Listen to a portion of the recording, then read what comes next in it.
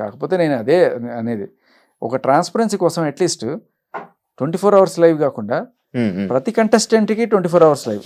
ఇప్పుడు ప్రతి కంటెస్టెంట్కి ఒక ఫోన్ నెంబర్ ఎట్లా అయితే ఇచ్చేసి మీరు అతన్ని సపోర్ట్ చేయాలనుకుంటే ఈ నెంబర్కి కాల్ చేయండి అంటున్నారు, అతని ఫ్యాన్స్ అయితే మీరు అతని స్ట్రీమ్ ఫాలో అవ్వండి. శేఖర్ భాష stream, Nabeel stream, Sonia stream, Prithvi stream, అలా ఎవరి స్ట్రీమ్లో వాళ్ళకి అన్ని ఛానల్స్ ఉండాలి. సో ఎవరైనా సరే ఎప్పుడైనా ఎవరి గేమ్ అయినా సరే చూడాలనుకుంటే రైట్. అలా కాకుండా ఎడిటర్ చాయిస్ అని చెప్పి ఆయన ఏది నచ్చితే ఆయనకి ఎక్కడైనా సరే గట్టిగా సౌండ్లు కనబడ్డాయి, ఎక్కడైనా రొమాన్స్లు కనబడ్డాయి, ఎక్కడైనా ఓదార్పులు కనబడ్డాయి, ఇవే మేము చూపిస్తాం, లేకపోతే ఇదే అనుకునే స్టేజ్లో బిగ్ బాస్ క్వశ్చన్ చేస్తున్నారా ఇప్పుడు? చేయకూడదు క్వశ్చన్ కాదు, ఇది ఒక సజెషన్ ట్రాన్స్పరెన్సీ కోసం. ఇప్పుడు మీరు అడుగుతున్నారు మీరేం చేయలేదా అని చెప్పి, ఆయన చూపించకపోతే మీకు మీరేమంటారు, నా మీద అబాండం వేస్తారు. నేను చేసి కూడా ఎలా ప్రూవ్ చేసుకోవాలి? ఇప్పుడు నేను ఆ ఫీడ్ వెనక్కి తెప్పించుకోలేను కదా. ఆ ఫీడ్ కనీసం ఒక వైల్డ్ కార్డ్ ఆపర్చునిటీ వస్తే వెళ్తారా మళ్ళీ? అయ్యో ఇంట్రెస్ట్ ఉంది బిగ్ బాస్ మీద. నారీ ఎంట్రీ పక్క, నారీ ఎంట్రీ పక్క, మీకు డౌటే అక్కర్లేదు. ఇప్పుడు వైల్డ్ కార్డ్స్ వస్తున్నాయి కదా. అవును అవును. దాంట్లో ఎవరన్నా మీకు తెలుసా ఒక పేరైనా? కొన్ని పేర్లు తెలుసు. ఒక అమ్మాయి పేరు చెప్పండి. చెప్పండి. వింటున్నాను, రోహిణి వెళ్తారా? రోహిణి కదా. ఆవిడ వెళ్తే నా రీఎంట్రీ పక్క. ఎందుకంటే నారీ అంటే అమ్మాయి కదా, నారీ ఎంట్రీ అంటే అయ్యా వెళ్ళినా వెళ్ళకపోయినా ఎక్కడైనా శేఖర్ ఇంతే అంతే. మీకు ఇది కావాలంటే పిలుచుకోండి, గొడవలు కావాలంటే చేయడానికి బోల్డ్ మంది ఉన్నారు. శేఖర్ భాష గారు, మీకు ఇప్పుడు హౌస్ లోని పరిస్థితులు చూస్తుంటే మీకు ఏమనిపిస్తుంది ప్రెసెంట్ ఇప్పుడున్న సిచ్యువేషన్స్ లో? నిన్న జరిగిన నామినేషన్ లో గానీ, మొన్న జరిగిన నామినేషన్ లో గానీ కొంతమంది కొట్టేద్దాం అనిపిస్తుంది. ఇప్పుడు సేమ్ అదే, ఏవైతే మీరు చీఫ్లు ఉన్నారో మార్చడం అలా ఇవన్నీ చూసారు, ఏమనిపించింది మీకు? ఏమనిపించింది అంటే, మీరు ఉండొచ్చారు కాబట్టి, వాళ్ళు చూసి వచ్చారు కాబట్టి. అందరూ మంచివాళ్ళండి, ఎవరితో నాకు శత్రుత్వం లేదు, అందరూ very good people. Nikhil, Prithvi కూడా, నేను ఐ డోంట్ బ్లేమ్ దెమ్. ఆ విషయంలో కూడా సోనియానే ఓవర్ షాడో చేస్తుంది వాళ్ళనే తప్ప. సరే ఇప్పుడు ఈ మణికంఠ ఏడిస్తే ఎలా కొంతమంది అయ్యో పాపం అని చెప్పి అనుకుంటారు, ఈవిడ ఏడ్చినా కూడా అయ్యో పాపం అనుకుని చెప్పి వాళ్ళు ఆవిడ కోసం ఏదో చేస్తున్నారని నేను అనుకుంటా తప్ప, ఆ సెంటిమెంటల్ డ్రామాని వాళ్ళు తెలుసుకోలేకపోతున్నారు అనేది నా బాధ. మణికంఠ అయినా సోనియా అయినా మంచి యష్మి కరెక్ట్ పాయింట్స్ రేస్ చేసింది అనుకుంటున్నారు. Yashmi is good, Yashmi good. Yashmi అప్పుడప్పుడు ఏదో కొంచెం అటు ఇటు అవుతున్నా కూడా చాలా మంచి. మన పాయింట్స్ రైట్ అంటారు. ఈ పాయింట్ నామినేషన్స్ పాయింట్ లో సోనియాని క్వశ్చన్ చేసిన పాయింట్ అది అదే అంటున్నా, నాకు బయటకు వచ్చేదాకా అంత ఇది జరుగుతుందో తెలియదు, సోనియా గురించి అంత నెగిటివ్ ఉందనే విషయం నాకు తెలియదు బయట. బట్ నేను అక్కడ వాళ్ళ ముగ్గురు ఉన్నప్పుడు కూడా నేను ఎందుకులే వాళ్ళ పర్సనల్ వాళ్ళకి వాళ్ళు ఉంటుందని నేను పక్కకు వచ్చేస్తాను తప్ప. ఐ థింక్ ఒక కన్ను ఆవిడ అక్కడ గట్టిగా వేసినట్టుంది. అది అదే అనిపించింది. పృథ్వీని నిఖిల్ని చూస్తుంటావు నువ్వు అన్నప్పుడు వాళ్ళతో పాటు మధ్యలో నిన్ను కూడా చూస్తుంటాను అని ఉంటే ఇంకా బాగుండేది. పృథ్వీని నిఖిల్ని చూస్తున్నావు కాబట్టి మిగతా వాళ్ళు కనబడట్లేదా అంటే, పృథ్వీ నిఖిల్ని చూస్తున్నాను వాళ్ళ మధ్యలో నువ్వు కూడా కనబడుతున్నావు ఎప్పుడు, ఇంకా వేరే అనేది. ఆ అమ్మాయి కరెక్ట్గా మాట్లాడింది, చాలా కరెక్ట్గా మాట్లాడింది, అన్ని పాయింట్లు కరెక్ట్గా మాట్లాడింది అని చెప్పి మీరు చెప్పిన పాయింట్ అది అదే పాయింట్, అది పాయింట్ కరెక్టే. బయట అనుకునే పాయింట్ అదే. నాగార్జున గారు కూడా చెప్పారు కదా, ఫ్యాన్సీప్ పెద్దవాడు చిన్నాడు అని చెప్పి కూర్చోపెట్టుకుంటే ఇంకేం చేయవా అన్నట్టుగా.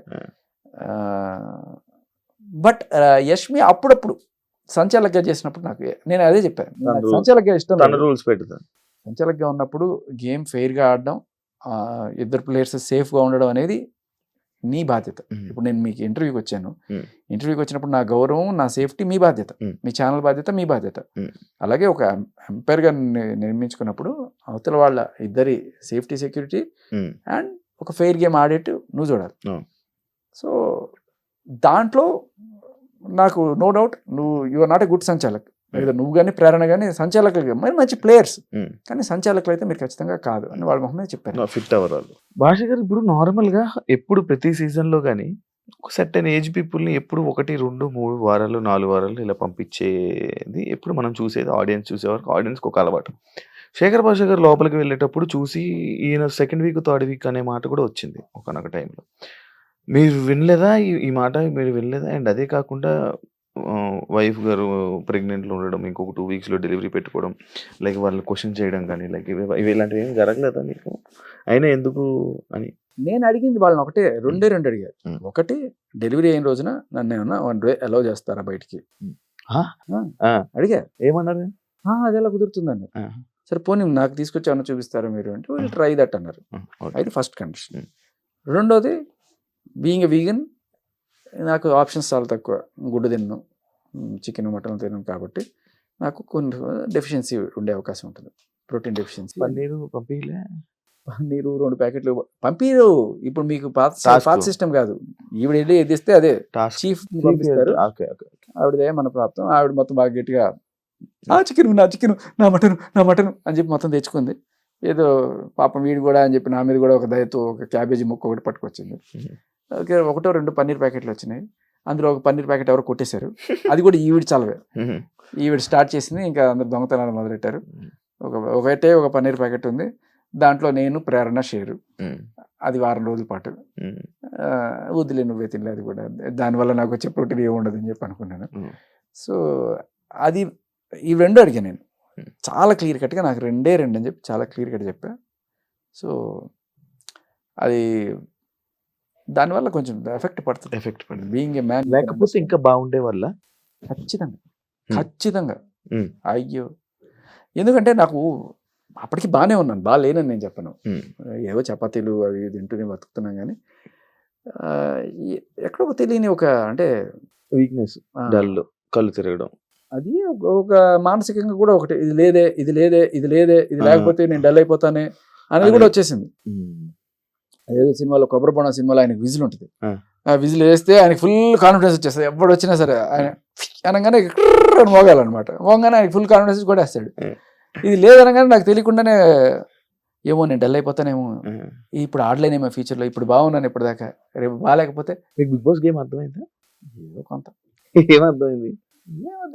నామినేషన్లు, ఎలిమినేషన్లు, పాయింట్లు చెప్పుకోవడాలు, అవతల వాళ్ళని తప్పు పట్టడాలు, దాంట్లో లాజికల్ లాగడాలు.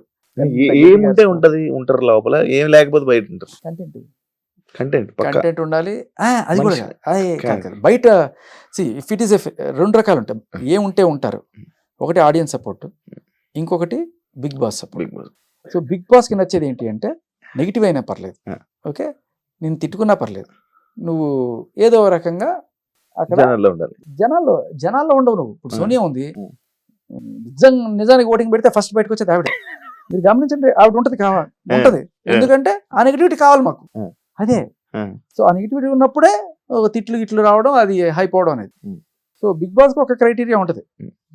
వీళ్ళు ఓడిపోవచ్చు, కానీ వాళ్ళు మనం ఏదో ఒక రకంగా అట్టే పెడదాం. దానికి ఏంటంటే ఈ సింపతి గేమ్లు, ఇప్పుడు సింపతి గేమ్ తప్పవచ్చు, ఎథికల్ కాకపోవచ్చు, ఎవరు మనకంటే ఆడేది లేకపోతే అది. బట్ జనాలు తిట్టుకుంటూనో లేకపోతే అయ్యో పాపం అనుకుంటూనో ఏదో ఒకటి చూస్తున్నారు. ఆ కోణంలో ఉండొచ్చు. బట్ అది కాకుండా గేమ్ వైజ్ నువ్వు ఎంత లాజికల్గా ఎంత పాయింట్ మాట్లాడావు అనేది చూసే కొంత ఆడియన్స్ ఉండొచ్చు. ఎందుకంటే మీలాంటి రెగ్యులర్గా బిగ్ బాస్ చూసి భలే పాయింట్ పట్టిందిరా, భలేగా మాట్లాడారా అనుకునేవాళ్ళు ఒక 20% 10% ఉంటారు. ఎందుకంటే వాళ్ళు అకలింపు చేసేసుకున్నారు, గేమ్ అంతా ఆవాహయం అనమాట. బట్ మిగతా వాళ్ళు నాలాంటి వాళ్ళు ఉంటారు. అప్పుడప్పుడు బిగ్ బాస్ చూసి అరే మనవాడు ఉన్నాడు ఓటు ఏంట్రా అనుకునే వాళ్ళకి ఆ 1 hour ఎపిసోడ్లో వాళ్ళకి అర్థం అయ్యేది ఏంటంటే, వీడు మంచోడరా, ఇటు ఉండాలరా అనుకునే వాళ్ళు ఎక్కువ ఉంటారు.